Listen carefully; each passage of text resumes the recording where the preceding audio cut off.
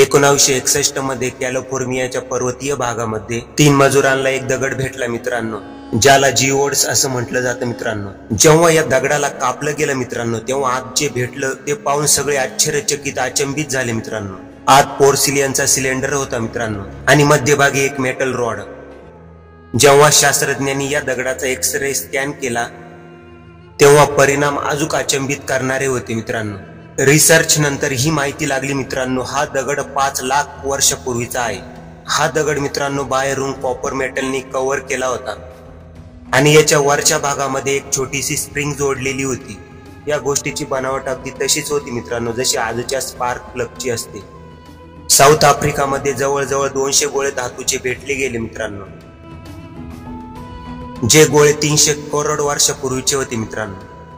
यांची एक खास गोष्ट ही आहे मित्रांनो, या सगळ्यांचा आकार एकसारखा आहे मित्रांनो आणि यावर काहीतरी लाईन्स बनलेले आहे मित्रांनो, तुम्ही पाहू शकता। आणि या एकमेकांशी पॅरलल म्हणजे एकमेकांशी समान अंतरावर आहे। काही लोकांचं असं म्हणणं होतं मित्रांनो, हे गोळे एखाद्या उल्कापिंडासोबत धरतीवर पडले असतील मित्रांनो, परंतु या गोळ्यामध्ये शास्त्रज्ञांना निकेल धातू भेटला गेला मित्रांनो, जो उल्कापिंड मध्ये कधीही राहत नाही मित्रांनो। जेव्हा या गोळ्यांना कापलं गेलं मित्रांनो, तेव्हा आत एखाद्या स्पंज सारखी वस्तू भेटली गेली, जी हवेच्या संपर्कात येताच नष्ट होऊन जाते मित्रांनो। विशेष म्हणजे यांची एक खास गोष्ट अजून एक आहे मित्रांनो, हे गोळे एकदम परफेक्टली बॅलन्स करून बनवले होते मित्रांनो, त्यामुळे यांना गोल फिरवल्यानंतर हे खूप वेळापर्यंत गोल फिरू शकतात मित्रांनो। विशेष म्हणजे या दगडांची बनावट पाहून काही प्रश्नच उद्भवत नाही मित्रांनो, जे हे गोळे प्राकृतिक रूपाने बनलेले असतील म्हणून। तर हे कोणी बनवले होते, कसे आणि का? कैरोपासून 20 मैल दूर सकारामध्ये 1851 मध्ये एका फ्रेंच शास्त्रज्ञाने लाकडापासून बनलेल्या या गोष्टीचा शोध लावला। पहिल्या वेळेस पाहिल्यानंतर आपल्याला या वस्तूचा आकार एखाद्या पक्षीसारखा दिसतो मित्रांनो, परंतु असं नाहीये मित्रांनो। जेव्हा 80 वर्षानंतर डॉक्टर खलील मसीहाने या वस्तूला जेव्हा पाहिलं आणि त्यावर जेव्हा रिसर्च केला, तेव्हा एक समोर अचंबित करणारी गोष्ट समोर आली। या वस्तूचा फक्त समोरचा तोंडाचा हिस्सा फक्त पक्षासारखा होता मित्रांनो, परंतु बाकीची पूर्ण बॉडी एरोडायनेटिक डिझाईन केली होती, ठीक तशीच एखाद्या प्लेनची होत असते मित्रांनो। या वस्तूचे पंख एखाद्या विमानासारखे होते मित्रांनो, मध्यभागी मोठे आणि बाजूला पातळ आणि थोडे खाली झुकलेले। मागच्या हिस्स्यामध्ये रडर्स बनलेला होता मित्रांनो, ठीक तसंच जसं की आजच्या प्लेन मध्ये असतं मित्रांनो। आणि येथे खास गोष्ट ही दिसत आहे मित्रांनो, दुनियाच्या कोणत्याही पक्षीला रडर्स सारखा हिस्सा राहत नाही, कारण त्याला रडर्सची काही गरजच नाही राहत। मग येथे एक स्पष्ट दिसत आहे मित्रांनो, हे एखाद्या कोणत्या पक्षीचं मॉडेल नव्हतं मित्रांनो। तर मग हे शेवटी काय होतं मित्रांनो?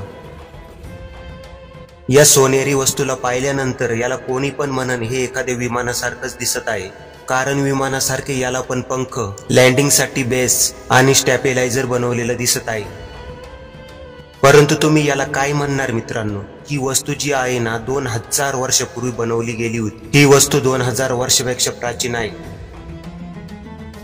काही वर्षापूर्वी कोलंबियामध्ये मॅग्डेलेना नदीजवळ सोन्याने बनलेल्या अशा खूप आर्टिफॅक्टचा शोध लागला, जे दिसायला आजच्या एकदम फायटर प्लेन सारखे दिसत आहे मित्रांनो। 2000 वर्षापूर्वी या वस्तूला बनवणाऱ्यांनी असं काय पाहिलं होतं ज्याने प्रेरित होऊन त्यांनी याची निर्मिती केली? कारण प्लेनच्या व्यतिरिक्त आपल्या जवळपास अशी कोणतीच वस्तू नाहीये जे दिसायला प्लेन सारखी असेल मित्रांनो। एन्शियंट टेक्नॉलॉजी आणि एलियनच्या संबंधाला दाखवत आहे ही जागा, मेक्सिकाचा ग्रेट पिरामिड ऑफ पेलंके। या पिरामिडमध्ये एक मकबरा आहे मित्रांनो, जे पैकल द ग्रेट राजाचा आहे। पैकल द ग्रेट या राजाला येथील लोक देवासारखे पूजत होते आणि त्याच्या मृत्यूनंतर मित्रांनो त्याच्या मकबरावर एक पिरामिड बनवला गेला।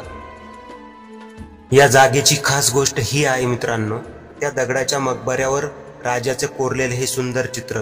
यामध्ये आपण राजाला एखाद्या स्पेस कॅप्सूल मध्ये बसताना पाहू शकतो आणि त्यांचे हात काहीतरी कंट्रोल करताना दिसत आहे मित्रांनो आपल्याला, आणि पाय पॅन्डलवर ठेवलेले दिसत आहे मित्रांनो आपल्याला, आणि त्यासोबतच नाकाला एखाद्या ऑक्सिजन सप्लाय सारखा मास्क लावलेला दिसत आहे मित्रांनो, आणि खालच्या बाजूला इंजिन दिसत आहे, त्याचबरोबर आग पण भडकताना दिसत आहे। या सगळ्या गोष्टींवर लक्ष केंद्रित केल्यानंतर आपल्या मनात 2 प्रश्न निर्माण होतात मित्रांनो।